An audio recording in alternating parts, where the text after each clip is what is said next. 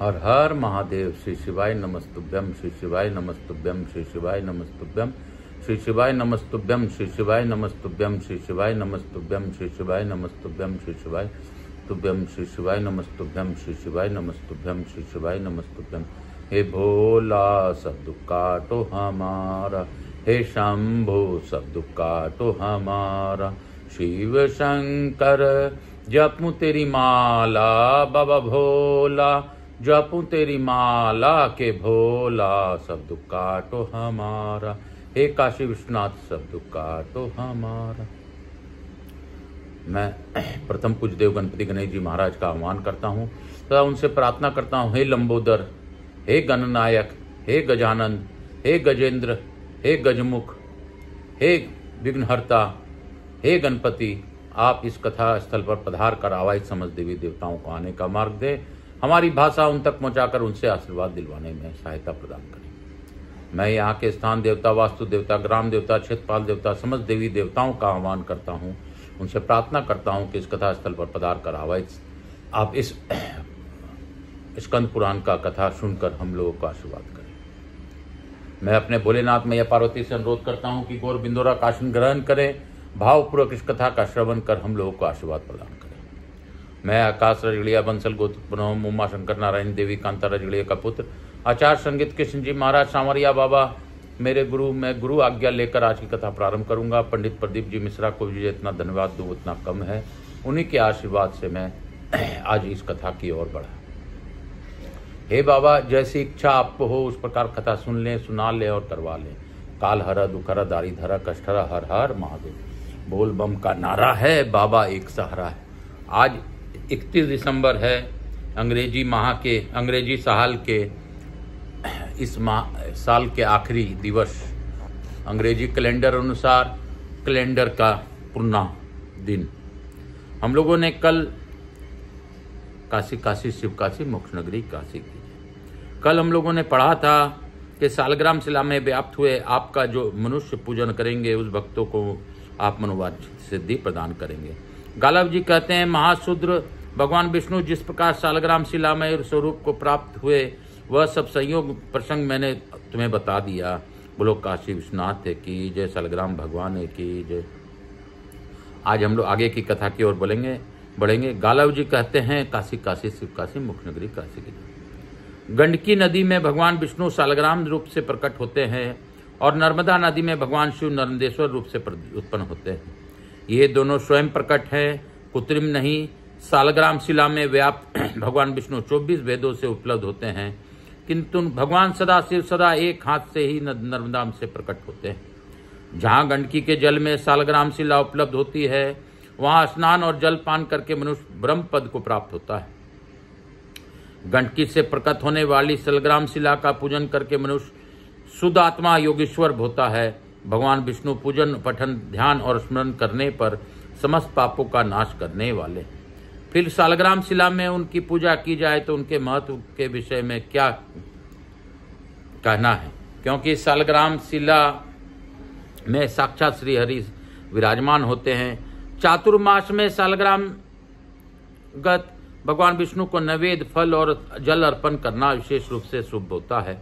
चातुर्मास में सालग्राम शिला सबके को पवित्र करती है। जहाँ सालग्राम शिला स्वरूप भगवान विष्णु की पूजा की जाती है वहाँ 5 कोस तक की भूमि भाग को वे भगवान पवित्र कर देते हैं।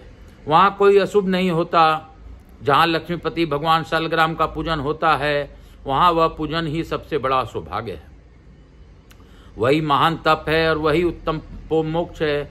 जहाँ दक्षिणाव्रत संग लक्ष्मी नारायण स्वरूप सालग्राम शिला, तुलसी का वृक्ष, कृष्ण आषाढ़ मृग और द्वारका की शिला, गोमती चक्र हो, वहाँ लक्ष्मी विजय विष्णु और मुक्ति इन चारों को उपस्थिति होती है।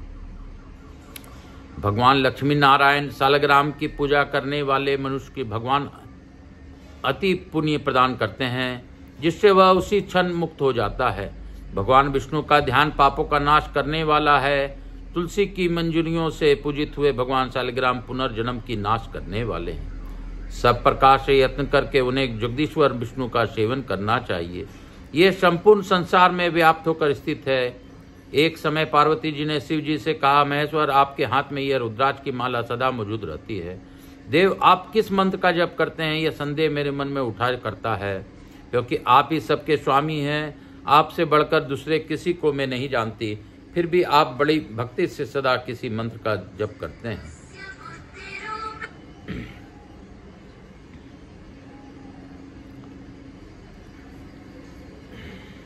इस वे दिखाई देते हैं। देवेश आपसे भी श्रेष्ठ और कौन है जिसका आप मन की मन चिंतन करते हैं, क्या करते हैं? भगवान शिव बोले, प्रिय भगवान विष्णु के सहर नामों जो सारभूत नाम है, मैं उसी का जप करता नित्य निरंतर चिंतन करता हूँ। मैं रामनाथ जपता हूँ और उसी के अंग की इस माला द्वारा गणना करता हूँ। श्री राम का अवतार बहुत ही श्रेष्ठ है। 12 अक्षरों से युक्त जो सनातन ब्रह्म रूप प्रणव है, वह अ ओम म इन 3 अक्षरों से समृद्ध है, 3 ग्रामों से युक्त है। उस बिंदु युक्त प्रणव मंत्र का मैं सदैव माला द्वारा जप करता हूँ। यह संपूर्ण वेदों का सारभूत है। यह नित्य अक्षर निर्मल अमृत शांत द्रुप अमृत तुल्य कालातीत संपूर्ण जगत का आधार मध्य और कोटि कोटि ब्राह्मणों का बीज है। इसको जानकर मनुष्य शीघ्र ही घोर संसार बंधन से मुक्त हो जाता है। ओमकार सहित जो 12 अक्षर बीज है, उसका जप करने वाला मनुष्य के लिए वह कोटि कोटि पापों का दाह करने वाला है, दावानल बन जाता है। 12 अक्षर मंत्र ओम नमो भगवते वासुदेव का चिंतन ही सबसे उत्तम ज्ञान है, जो शुभ और अशुभ दोनों का विनाश करने वाला है। 12 अक्षर मंत्र करोड़ों जन्मों में कहीं किसी को उपलब्ध होता है। चातुर्मास में उसका स्मरण विशेष रूप से ब्रह्म की प्राप्ति कराने वाला है तथा मनोवांछित फल वस्तु देने वाला है। इस अक्षर से प्रकट हुए मंत्र का जो मन वाणी और क्रिया द्वारा आश्रय लेता है, उसका पुनर्जन्म नहीं होता। जो भगवान विष्णु की भक्ति में तत्पर हो, उनके 12 मास संबंधी पापाहारी नामों का शालग्राम शिला में न्यास करता है, उसे प्रतिदिन 12 यज्ञ का फल प्राप्त होता है। 12 अक्षर मंत्र के महात्म का सहस्त्रों जीवाओं द्वारा भी वर्णन नहीं किया जा सकता। संसार में इसका जप ध्यान और सत्वन करने पर वह महामंत्र सभी मासों में पाप नाश करने वाला होता है, किंतु चातुर्मास में तो उसका यह महात्म्य विशेष रूप से बढ़ जाता है। इस मंत्र के चिंतन मास से ही मनुष्यों की मन चाही सिद्धि प्राप्त हो जाती है। इसके जप से सनातन मोक्ष प्राप्त होता है। शांति प्रायण जप एवं ध्यान से मनुष्य निश्चय ही मोक्ष को प्राप्त होता है। शूद्रों और स्त्रियों के लिए प्रणव रहित जप का विधान है। पूर्वोक्त 18 शूद्र जाति वाले मनुष्य को जब जब तप करने की आवश्यकता नहीं है। वे ब्राह्मण भक्ति दान और विष्णु भगवान के चिंतन में सिद्ध हो जाती है। इनके लिए राम नाम मंत्र ही है, यही उन्हें कोटि मंत्रों से अधिक फल देने वाला होता है। राम इस 2 अक्षर के नाम का जप सब पापों का नाश करने वाला है।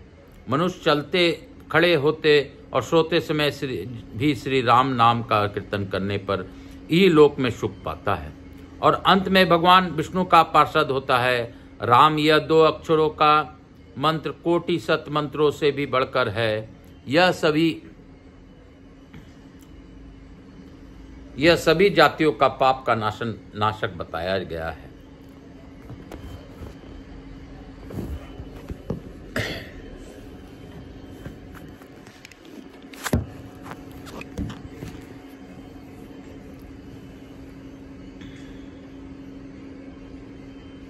चातुर्मास प्राप्त होने पर जो यह राम मंत्र अनंत फल देने वाला होता है, इस भूतल में राम नाम से बढ़कर कोई पाठ नहीं है।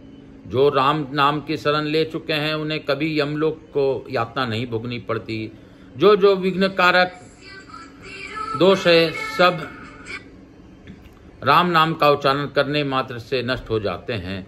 जो परमात्मा समस्त स्थावर जंगम प्राणियों में अंतर्यामी अंतर आत्मा में राम रहा है उसे राम कहते हैं। राम यह मंत्र राज भय तथा व्याधियों का विनाश करने वाला है।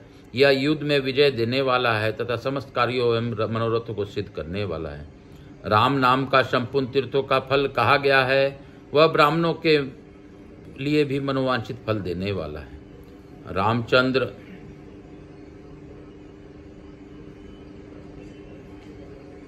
राम राम इत्यादि रूप से उच्चारण किया जाने वाला यह 2 अक्षरों का मंत्र राज भूतल सब कार्य सिद्ध करने वाला है। देवता भी राम नाम के गुण गाते हैं, इसलिए पार्वती तुम भी सदा राम नाम का भजन किया करो, जप किया करो।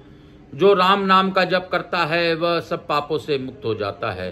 रामनाथ से ही सहस्रों नामों का पुण्य होता है। विशेषतः चातुर्मास में उसका पुण्य 10 गुना बढ़ जाता है। राम नाम के उच्चारण में हीन जातियों में उत्पन्न हुए लोगों का महान पाप भी भस्म हो जाता है। ये भगवान श्री राम संपूर्ण जगत को अपने तेज से व्याप्त करके स्थित हैं और सब मनुष्यों में अंतरात्मा में रूप में रहकर उनके पूर्व जन्मों पार्जित स्थूल एवं सूक्ष्म पापों का क्षण भर में भस्म करके उन्हें पवित्र कर देते हैं। बोलो राम भगवान की जय, रामचंद्र की जय। काशी काशी शिव काशी, मोक्ष नगरी काशी की जय, मोक्ष नगरी काशी की जय। इसी अध्याय के साथ आज की कथा को मैं यहीं विराम दूंगा।